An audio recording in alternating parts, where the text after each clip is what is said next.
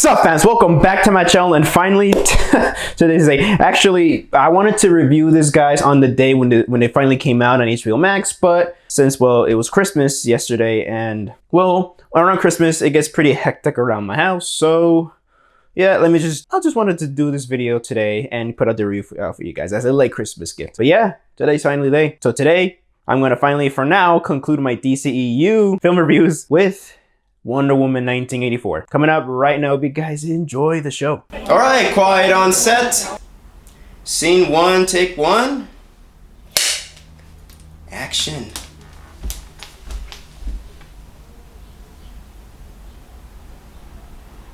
Wonder Woman 1984. It is directed by Patty Jenkins once again. And once again, it stars Gal Gadot, Chris Pine, Pedro Pascal, and Kristen Wiig, just to name a few. So the story is about, well, Diana Prince living in around 1980s in Washington, D.C. So then, since she works at an archaeological place, an artifact comes in, and so they're trying to figure out what it is. And when they find out that, well, it kind of gives you power, or just it actually grants you wishes, well, for a price. Pedro Pascal's character, Maxwell Lord, and Cheetah, played by Kristen Wiig, get involved with the well, basically Maxwell Lord takes the time-wishing artifact, and well, he tries to take over the world with, like, granting wishes irresponsibly. Or Kristen Wiig basically wants to be a more like Diana and her become friends, but then again, she wants to be like Diana, and she accidentally gets the wish from the artifact. Well, Steve Trevor returns, and so Steve Trevor and, well, of course, Diana Prince catch up on things.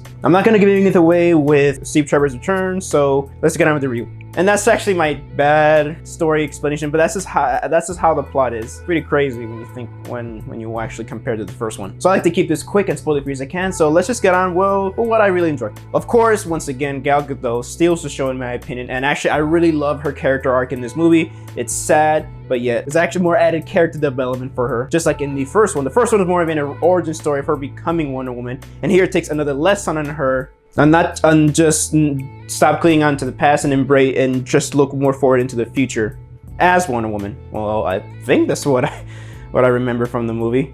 And with with the whole chemistry, all the scenes with the chemistry between her and Steve Trevor are phenomenal. In my opinion, they're actually like my favorite moments in the movie, really. Honestly, those are my favorite moments. Steve Trevor and Diana just basically catching up on things and just being lovebirds. It's just great. I really love it. Pedro Pascal's character, Maxwell Lord, he was so cool. Actually, man, I can tell Pedro had a blast playing this role, and yeah, in my opinion, he does a great performance. Actually, everybody does a great performance, even the extras, and even Kristen Wiig she actually has a good performance, but I'll get to her much later. But yeah, the character was really fun. Maxwell Lord was a fun villain. I actually felt bad for him at near the end of the movie, even though that it's a little cheesy sometimes. Actually, a lot actually. And the tone is pretty different from the first one. The first one is very serious. The first one is very serious and muted look. This one is more comedic, more fun, more colorful looking. And yeah, it was actually, well, I actually do like some of the comedic moments in the movie. Some, not all. And the action scenes, when they're actually finally showing, is really great, minus one little action scene, which I'll get to in a bit. But yeah, the action scenes, especially the shopping mall scene, it's one of my favorites. And also, of course, you guys see in the trailer when she's facing up against those Jeep tanks. It's awesome. But yeah, the action is really good. The characters are really great, and overall, and also Gal Gadot and Chris Pine do great performance. But overall, man, it's actually a fun time. But now let's just get on to the negatives. And one of the negative things that I have is the pacing of this movie is it stumbles, in my opinion, a lot in the second act. I'm not gonna give anything away, but it kind of slows down a bit. And also sometimes there's moments where there's some scenes that I feel like, what happened? Do we miss a couple of seconds or minutes? There's a couple of character jumps here and there, especially with Kristen Wiig's character, which again, so now I'm gonna get on to Cheetah. As much as, actually, honestly, here's the thing, guys. I actually really thought she was perfectly casted, but here's the problem that I have with it, though. Here's my issue with Cheetah. She's wasted. I'm not gonna give anything away, but once you actually watch the movie, you don't need Cheetah in this movie. It sucks because I actually feel like she was actually, in my opinion, the worst part of this movie, Cheetah.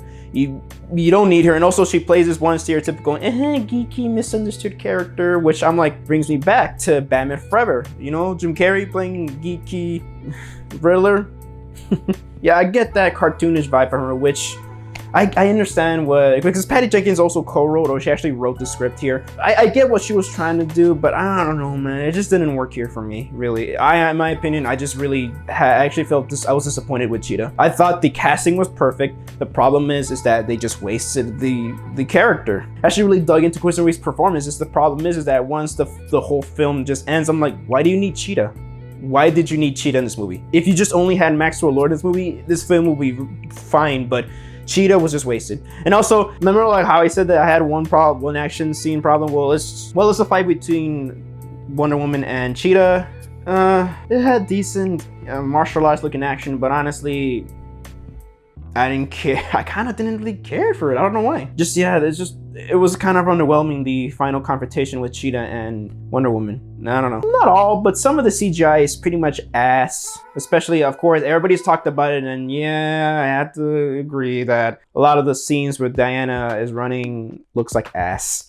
Really, it does look like ass. But yeah, that's mostly my 3 issues with the movie. Is the pacing around, especially around the second act, is just pretty clunky, really. Cheetah is wasted, and some of the CGI is pretty much ass. And also, this movie's 2.5 hours long. Did I mention that? I think I did. But still, I'll say it again. This movie's 2.5 hours long, and in my opinion, didn't need to be. But let's just end this on a happy note. Hans Zimmer's score is phenomenal. I love it. I love it. I love it. It really added this nice heroic tone and mood to the movie, and I actually feel it's just more elevated here in this movie.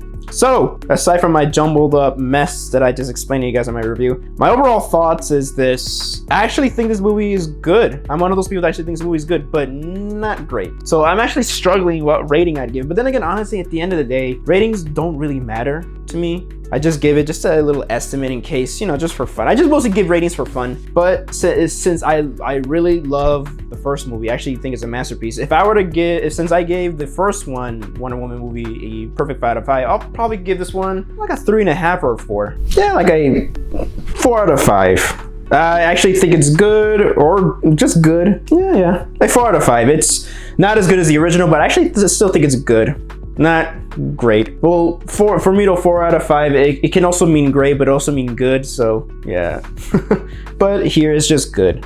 So if I were to pick which movie is I actually thought I actually love both films equally, but then the more I think about it, the more I think about Wonder Woman 84, I'm more like, you know what? I prefer the first one. So would I recommend this movie? Yeah, I recommend it. I actually see it on the biggest screen possible because I saw it on my TV here in HBO Max. While it had Dolby Vision and Dolby Atmos, is not the same as like Dolby Cinema. And also stay tuned for stick around for the mid-credit scene. Holy shit. I'm not gonna give away what happens, but I actually really dug it. So I'm pretty sure I pissed off a couple people here just by giving Wonder Woman 84 a 4 out of 5. But I still had fun. I'm not. If I were to sit. Well, I'll just tell you guys that I didn't have fun. I would be lying to you. I actually had a lot of fun watching this movie, even though I have my issues with Cheetah, the pacing, and some of the CGI. But the pacing, I can overlook it from time to time the more I would watch it. With Cheetah, though, that is actually a major flaw that I have with it. But yeah, that is my horrendous review of Wonder Woman 1984. Hope you guys enjoyed the video. And thank you guys so much for watching my video. So this is Javi from Javi Productions, and I hope you guys enjoyed the show.